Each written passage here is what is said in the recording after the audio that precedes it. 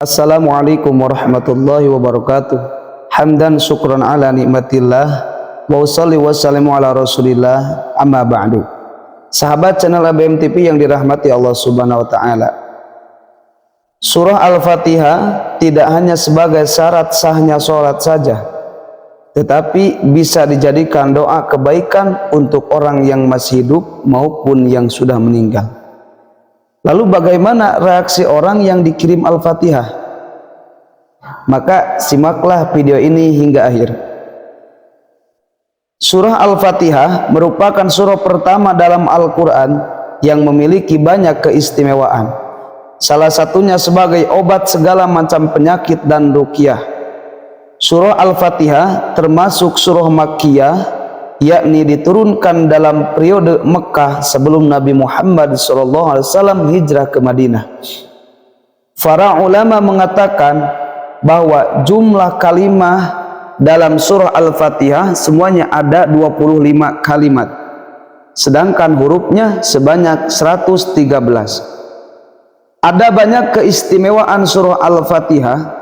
Salah satu sebagai obat segala racun seperti yang disebutkan di dalam hadis yang diriwayatkan oleh Imam Ad-Dairimi melalui Abu Sa'id secara marfu, yaitu Fatihatul Kitab Shifa'un min kulli summin min kulli sammin, yang artinya surah Al-Fatihah yang dinamakan dengan Fatihatul Kitab merupakan obat penawar bagi segala jenis racun. Min kulli sammin, setiap racun. Surah Al-Fatihah dikenal pula dengan nama ruqyah, seperti yang disebutkan di dalam hadis yang diriwayatkan Abu Sa'id yang sahih, yaitu di saat dia membacakan untuk mengobati seorang laki-laki yang sehat yang tersengat kalajengking. Sesudah itu Rasulullah SAW bersabda kepada Abu Sa'id Al-Khudri, "Wa ma yudrika annaha ruqyah?" Siapakah yang memberitahu kamu bahwa surah Al-Fatihah itu adalah ruqyah? Ketika tiba di Madinah, maka ceritakan hal itu kepada Nabi Muhammad SAW, dan beliau menjawab, "Wa ma kana yudrihi annaha ruqyatun aqsimu wadribu li bisahmin." Siapakah yang memberitahukan kepadanya bahwa Al-Fatihah adalah ruqyah? Bagi-bagikanlah dan berikanlah kepadaku satu bagian darinya.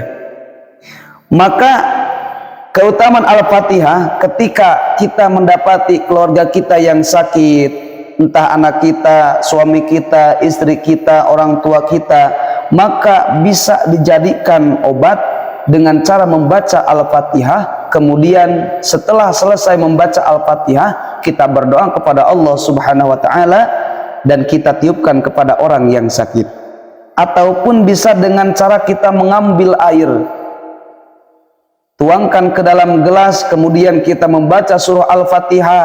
Setelah itu kita minta keberkahan dari Al-Fatihah kepada Allah Subhanahu wa ta'ala, kemudian kita tiupkan, kemudian kita kasih kepada orang yang sakit tadi. Maka insya Allah dengan izin Allah akan menjadi kesembuhan bagi orang yang sakit. Bagaimana reaksi yang dibacakan Al-Fatihah?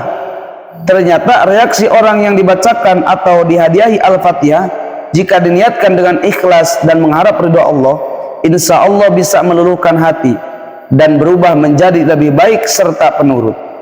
Bagi orang tua yang menginginkan anaknya pintar dan penurut, juga dianjurkan membaca surah Al-Fatihah selesai sholat fardu sebanyak 7 kali.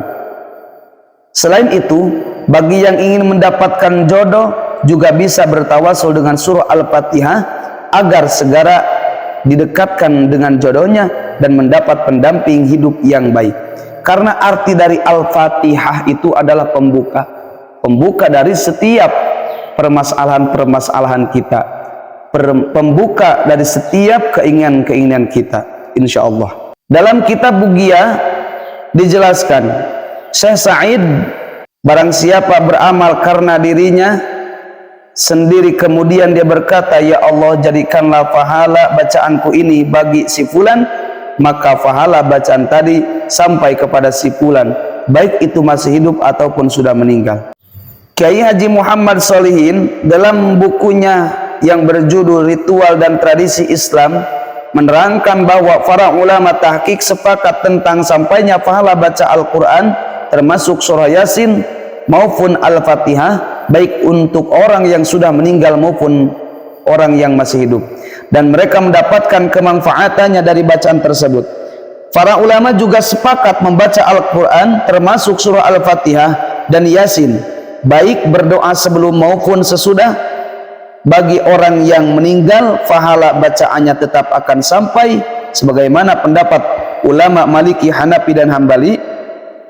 Ibnu Taimiyah dalam kitab Al-Majmu' Al-Fata dijelaskan dalam kitab ini Al-Majmu' Al-Fatawa seperti ini yang artinya, sesungguhnya pahala ibadah secara fisik seperti sholat, membaca Al-Quran dan lainnya bisa sampai kepada mayit sebagaimana ibadah yang bersifat harta secara ijma.